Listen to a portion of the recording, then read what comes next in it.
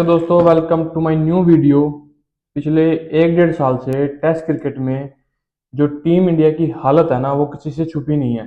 मतलब बड़े बड़े प्लेयर रिटायरमेंट ले चुके हैं।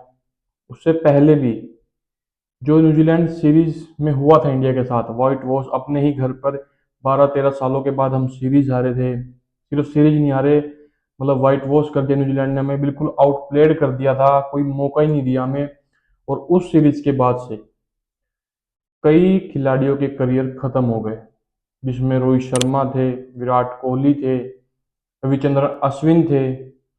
उसके बाद गंभीर ने और अजीत अग्रकर ने मिलकर एक यंग टीम बनाने की शुरुआत करी कि अब हम एक यंग टीम बनाएंगे और जिसका कैप्टन होगा शुभमन गिल। और ये टीम पहले खेलने गई गिल की कप्तानी में इंग्लैंड में, जहां किसी ने भी इस टीम को मौका नहीं दिया। सबको लगा कि इंग्लैंड हमें बहुत बुरी तरह हराएगी, क्योंकि हम ऑस्ट्रेलिया से 3-1 से हार कर आ रहे थे और घर पर भी सीरीज गंवा चुके थे। और ये शुभमन गिल की कप्तानी में पहली सीरीज थी और टेस्ट क्रिकेट में इससे पहले उसके रन नहीं आ रहे थे। और इस सीरीज में भी अगर रन न आते या हम हार जाते तो शायद गंभीर की कोचिंग पर भी सवाल उठते और क्या पता वो आखिरी सीरीज भी होती गंभीर के लिए। पर वहां गिल ने धमाकेदार बैटिंग परफॉर्मेंस करी, 750 प्लस रन किए। लास्ट मैच में हम वो सीरीज हारते हारते बच गए। मोहम्मद सिराज की मतलब कमाल की बॉलिंग करी उन्होंने, और वो सीरीज हमने 2-2 से बराबरी कर ली। सबको लगा कि अब टेस्ट क्रिकेट में इंडियन टीम पे एक न्यू एरा स्टार्ट हो चुका है। यंग प्लेयर जो हैं वो रेडी हैं डिलीवर करने के लिए। अगले 10 12 साल अब ये लड़के इंडिया का नाम बहुत रोशन करेंगे। जो लेगेसी विराट रोहित इन्होंने अश्विन ने शुरू करी थी, उसे अब गिल की टीम आगे लेकर जाएगी। घर पर आए, वेस्ट इंडीज के साथ सीरीज थी, बड़ी आसानी से हमने वो जीत लिया, कोई मतलब कोई था नहीं उसमें कंपटीशन। फिर आती है साउथ अफ्रीका के साथ टेस्ट सीरीज अपने ही घर। पहला मैच 3 दिन में खत्म हुआ। चौथी इनिंग में इंडिया को सिर्फ 125-23 रन बनाने थे और हम 30 रनों से वो मैच हार गए, वन साइडेड। जी हाँ, 124 से 25 रन के टारगेट में हम 30 रन से हार गए वो मैच। गिल पहली इनिंग में इंजर्ड हो गए, बाहर हो गए टेस्ट मैच से, पूरी सीरीज से बाहर हो गए। लेकिन 125 रन भी नहीं हम बना पाए। बहुत क्रिटिज्म हुआ कि यार हम अपने ही घर पर स्पिन नहीं खेल पा रहे, अपने ही घर पर ये नहीं कर पा रहे। सबने कहा चलो कोई बात नहीं, पहला मैच था, अगले मैच में हम वापसी करेंगे और सीरीज बराबरी कर लेंगे। अगले मैच में ऋषभ पंत कप्तान बने, लेकिन कहानी नहीं बदली। साउथ अफ्रीका ने फिर इंडिया को बहुत बुरी तरह हराया। हराया नहीं, सिर्फ ह्यूमिलेट किया, बेइज्जत किया। और एक बार फिर 1 साल के अंदर दूसरा व्हाइट वॉश हुआ टेस्ट क्रिकेट में इंडियन टीम का। और फिर सवाल उठे, क्या अब ये लड़के या हमारी टीम है, वो मैनेजमेंट है, टेस्ट क्रिकेट को लेकर सीरियस भी है? क्योंकि जिस तरह से हम हारे जा रहे हैं, घर पर बार बार टीमें आ रही हैं और व्हाइट वॉश करके जा रही हैं, तो सवाल तो खड़े होंगे। हम ना स्पिन खेल पा रहे हैं, ना हम तेज गेंदबाजी खेल पा रहे हैं, ना हमारे बैटर पिच पर टिक ही नहीं पा रहा, कोई भी हो चाहे। किस किस को दोष देंगे हम? बॉलर विकेटें नहीं ले पा रहे। किसी सीरीज में सिर्फ बुमराह विकेटें लेता है। और जब हम इंग्लैंड ऑस्ट्रेलिया गए थे वहां पर सिर्फ बुमराह चले, और जब हम इंग्लैंड आए वहां पर सिर्फ सिराज चले। तो कलेक्टिविटी टीम परफॉर्मेंस दे ही नहीं पा रही थी। और अब उसको लेकर शुभमन गिल थोड़े सीरियस नजर आ रहे हैं। शुभमन गिल ने बीसीसीआई को ये एडवाइस दिया है कि हर टेस्ट सीरीज से पहले आप एक 15 दिन का ट्रेनिंग कैंप लगाएं, ताकि जो 15 खिलाड़ी आप चुनोगे इस सीरीज के लिए, जिस किसी भी टेस्ट सीरीज के लिए जो भी 15 खिलाड़ी चुने जाएंगे, उनको एक प्रॉपर टाइम मिल सके कि वो रेड बॉल क्रिकेट के लिए तैयार हो चुके, तैयारी कर सके रेड बॉल क्रिकेट की। क्योंकि इंडिया का जो शेड्यूल है ना, वो ऐसा है कि आपको 15 दिन तो बहुत बड़ी बात है, आप 2 4 दिन भी मिल जाए तो वो बहुत है। और हर तीनों फॉर्मेट की टीम लगभग अलग अलग ही है, बहुत कम प्लेयर है जो तीनों फॉर्मेट खेल रहे हैं इस टीम इंडिया में। और मुझे अभी भी लगता नहीं है कि ये शायद पॉसिबल हो पाएगा, क्योंकि अब हर सीरीज में 15 दिन पहले का ट्रेनिंग कैंप अगर आप लगाना चाहो, बहुत अच्छा डिसीजन है। और ये मतलब तैयारी के हिसाब से बहुत सही है। क्योंकि आप वाइट बॉल, मान लो आप टेस्ट T20 सीरीज खेल कर आ रहे हो, आप उस फॉर्म में हो, आप अटैकिंग क्रिकेट खेल के आ रहे हो, उस तरह की आपने प्रैक्टिस करी है, फिर 2 दिन बाद अचानक आपकी टेस्ट सीरीज शुरू हो जाती है, और फिर आपको अचानक से मतलब स्विंग खेलनी पड़ रही है, टर्न हो रही है बॉल, आपको डिफेंस करना पड़ रहा है, क्योंकि आप खेल के T20 या वनडे खेल के आ रहे हो, आप उस फॉर्म से निकल कर दूसरे फॉर्मेट में जाना एकदम इजी नहीं होता, चाहे वो कितना बड़ा प्लेयर हो, कितनी ही बड़ी टीम।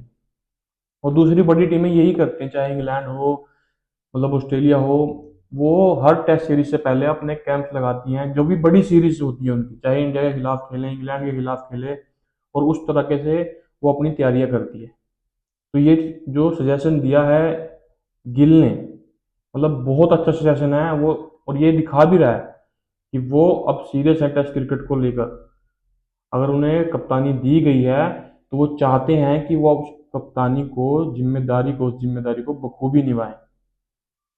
और यहाँ पे मैं बीसीसीआई की भी तारीफ करूंगा कि उन्होंने भी उसको इतना मतलब फ्री हैंड दिया है कि वो अपने डिसीजन बता सके, सजेशन दे सके, और उस पर अप्लाई भी किया जाना चाहिए, मुझे ऐसा लगता है।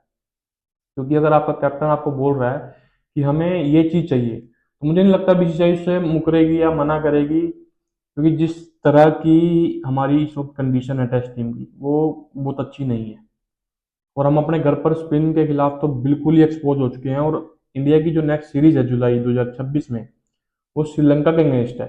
2 टेस्ट मैच है उसकी, और श्रीलंका में कितना स्पिन होता है ये हम सबको पता है। तो इंडिया के लिए थोड़ी परेशानी की बात इसलिए है क्योंकि हम इंग्लैंड में, ऑस्ट्रेलिया में जाकर तो अच्छी बल्लेबाजी अब करने लगे हैं, पर अब अपनी स्पिन ट्रैक्स पर हम फंसते जा रहे हैं।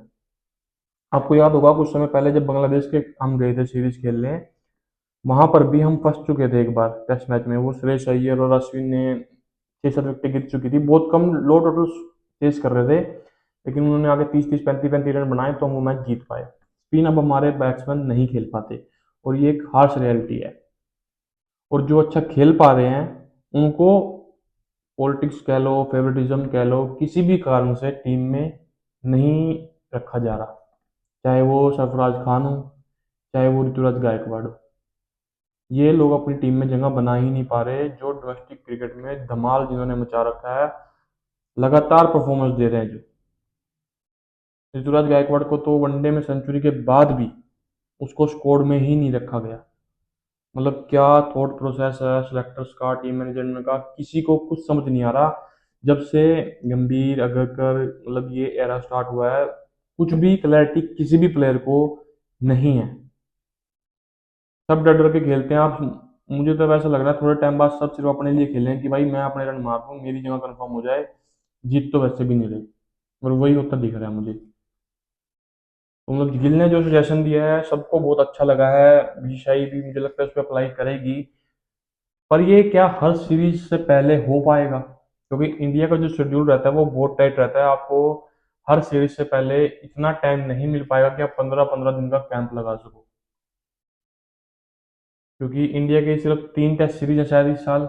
एक न्यूजीलैंड से होगी, जो उनके घर पर ही होगी, एक श्रीलंका से, और फिर ऑस्ट्रेलिया आएगी बॉर्डर गवास्कर के लिए इंडिया में। तो क्या हर सीरीज से पहले इतना टाइम मिल पाएगा कि आप 15-20 दिन पहले प्लेयर इकट्ठे कर लो टेस्ट टीम के? वो एक ही सूरत में हो सकता है कि जो वनडे टीम खेल रही है वहां से आपको फिर रेस्ट लेना पड़ेगा शुभमन गिल को। क्योंकि अगर आप चाहते हो कि आप बड़ी सीरीज से पहले ट्रेनिंग कैंप लगाओ, अपने प्लेयरों को तैयार करो, रेडी करो, तो आपको प्रायोरिटाइज करना पड़ेगा सीरीज को लेकर कि मुझे ये सीरीज खेलनी है, इस वजह से मैं वनडे सीरीज से रेस्ट लेना चाहता हूँ, ताकि मैं तैयारी कर सकूँ। जैसा कि ऑस्ट्रेलियन प्लेयर्स करते हैं, वो नहीं गए बीबीएल में, वो कह रहे हैं हमें एशेज खेलना है, वो नहीं खेले वनडे सीरीज में, उनको पता था हमें एशेज आ रही है। और जब ऐसे जीत ली तो पैट कमिंस वगैरह हो गए जो हो गए, उन्होंने छोड़ दिया कि भाई हाँ हम जीत चुके हैं, अब हम वर्ल्ड कप की तैयारी कर रहे हैं, इसलिए मैं ज़्यादा रिस्क नहीं लूंगा, मैं बाहर बैठ गया हूँ। तो प्रायोरिटाइज करना पड़ेगा गिल को भी कि कौन सी सीरीज उसे खेलनी है, कब रेस्ट लेना है। क्योंकि आप तीनों फॉर्मेट आज के टाइम पर खेलना किसी भी खिलाड़ी के लिए पॉसिबल नहीं है, ये समझना पड़ेगा अब गिल को भी। और मुझे उन्हें लगता है उनको रियलिटी चेक मिल भी गया होगा, जिस तरह से उनको T20 टीम जब, मुझे नहीं लगता वापसी कर पाएंगे, चाहे वो आईपीएल में कितने ही रन बना दे। मुझे लगता है उनकी जगह बनती है, क्योंकि यार जायसवाल है आपके पास, गायकवाड़ है आपके पास, बहुत प्लेयर बैठे हैं भाई, बहुत। और आप इंडिया में इतना टैलेंट है ना, मुझे लगता है आपको अलग अलग टीमें बना लेनी चाहिए। और मेरा मेन कंसर्न है इंडिया की बॉलिंग को लेकर। आप ये देखो, अगर आज बुमराह और सिराज चोटिल हो जाए तो कौन आपके पास बॉलर, फास्ट बॉलर किसको आप खिलाओगे? कोई भी नहीं है आपके पास।